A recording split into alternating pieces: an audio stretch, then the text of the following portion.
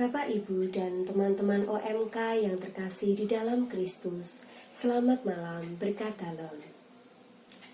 Selayaknya kita mengucap syukur kepada Tuhan, karena kali ini untuk yang ketiga kali dari lingkungan Santa Cecilia akan melaksanakan pendalaman iman secara online. Semua ini kita lakukan semata-mata untuk memenuhi kerinduan kita dan kebutuhan rohani kita bersama. Pada kesempatan ini, kami dari OMK Santa Cecilia mencoba untuk terlibat dalam tugas pendalaman iman ini. Untuk itu, marilah kita siapkan hati untuk mengikuti seluruh rangkaian ibadat ini. Selamat berdoa.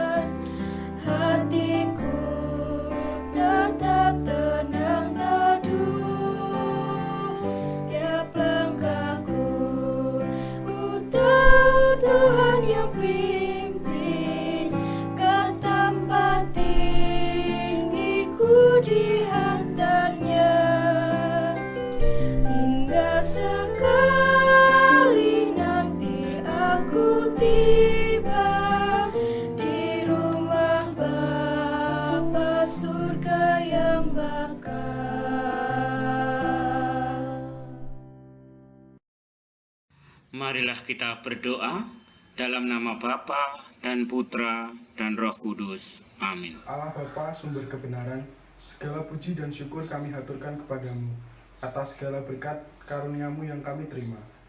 Di tengah masa-masa yang penuh keprihatinan ini, kami ingin senantiasa berserah hanya kepadamu. Utuslah Roh Kudus untuk meneguhkan iman kami. Jaga dan lindungilah kami semua umat-Mu ya Tuhan. Bukalah hati kami untuk menantikan kehadiran Roh-Mu dengan penuh sukacita. Dengan pengantaraan Yesus Kristus, Putra-Mu Tuhan kami yang bersama dengan Dikau dalam persekutuan Roh Kudus, hidup dan berkuasa Allah sepanjang segala masa. Amin. Marilah kita mendengarkan sabda Tuhan. Tuhan bersamamu. Inilah Injil Yesus Kristus menurut Santo Yohanes.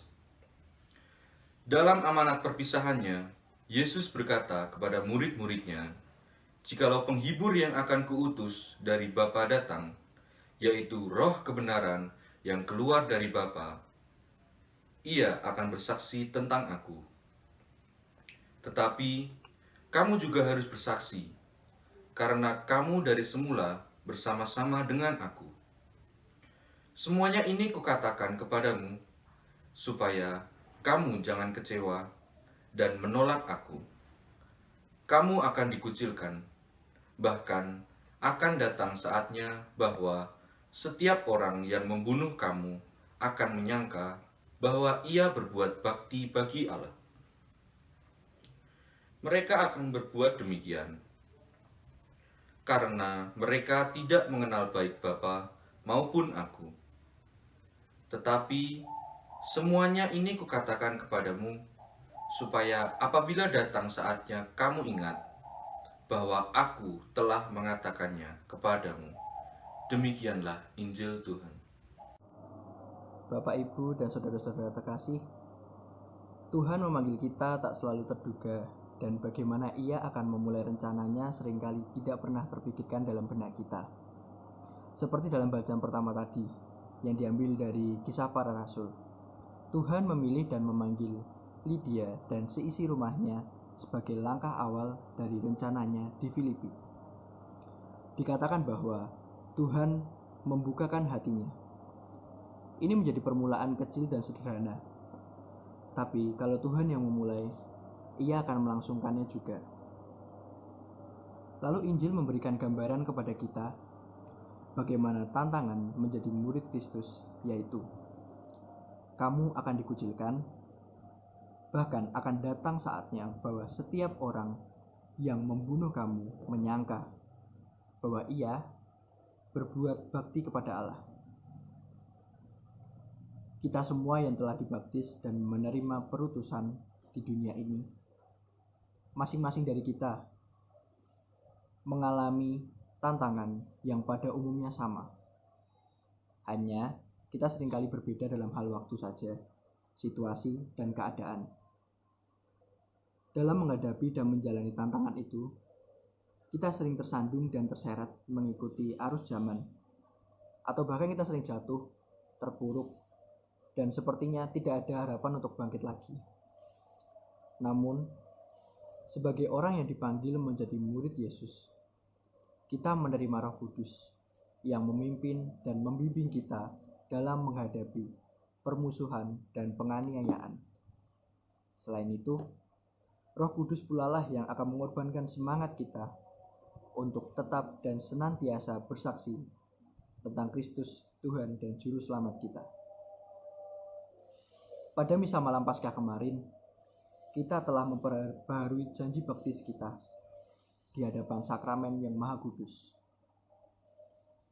Dan nanti pada hari raya Pentakosta, kita sadari sebagai suatu pembaharuan dan peneguhan kembali atas iman kepercayaan kita kepada Tuhan kita Yesus Kristus yang telah memilih dan memanggil kita untuk menjadi garam dan terang dunia. Yesus pula yang telah mengutus kita menjadi saksinya di dunia ini, dan Yesus pula lah yang mengaruniakan Roh Kudus kepada kita. Lalu, masihkah kita tetap berdiam diri dan tidak mau menjadi saksi Kristus? Marilah kita bersama-sama menyadari bahwa kita masing-masing diutus untuk menjadi saksi Kristus di dunia ini. Yesus tidak pernah menuntut kita untuk menjadi saksi yang hebat dan termasyur. Yang Yesus inginkan hanyalah kita senantiasa mengalami kasih Allah dalam kehidupan kita masing-masing, dan kita mampu menjadi saksi yang tekun dan setia sampai akhir zaman. Percayalah, Roh Kudus akan membimbing dan menyertai kita senantiasa. Amin. Doa umat. Bagi Gereja Kristus, ya Bapa, dampingilah gerejamu dalam menantikan dan menerima janji Kristus akan Roh Kudus, sehingga makin teguhlah iman kasih dan pengharapan kami dalam mewartakan karya kasih-Mu bagi dunia. Kami mohon.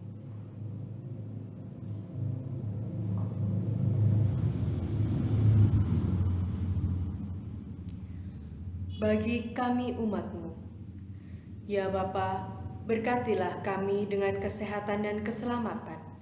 Jauhkanlah kami dari segala mara bahaya, terlebih virus corona yang sangat menakutkan. Kami mohon.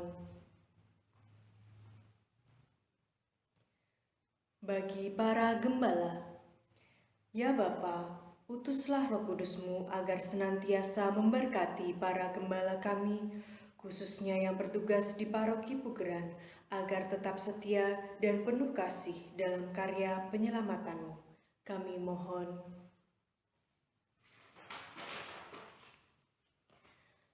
Bagi para pemuda, Bapa yang penuh kasih, berkatilah kami semua dengan kuasa kasih-Mu, agar kami semakin berbakti kepada-Mu dalam memperjuangkan masa depan kami.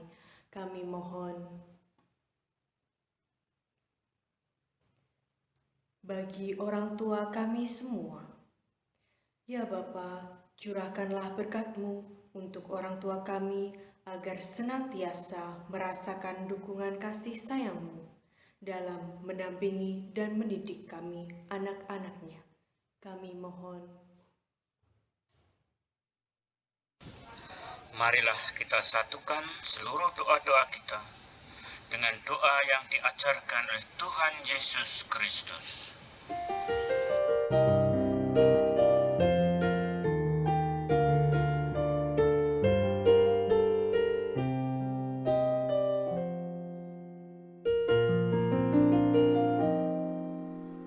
Kami yang ada di surga, dimuliakanlah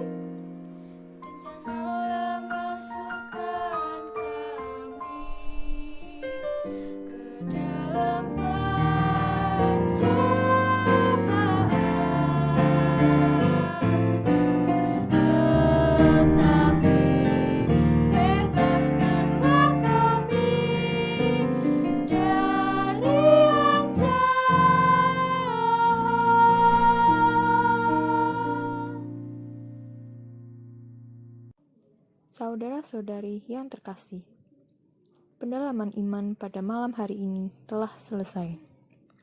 Mari kita akhiri dengan doa penutup. Allah Bapa yang kekal dan kuasa, kami bersyukur atas kesempatan yang kami rasakan dalam persekutuan denganmu. Sabda yang kami terima dan kami renungkan, semoga menjadi kekuatan kami untuk selalu memuliakan nama-Mu.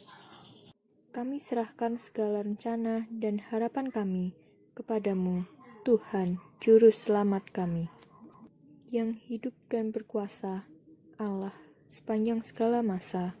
Amin.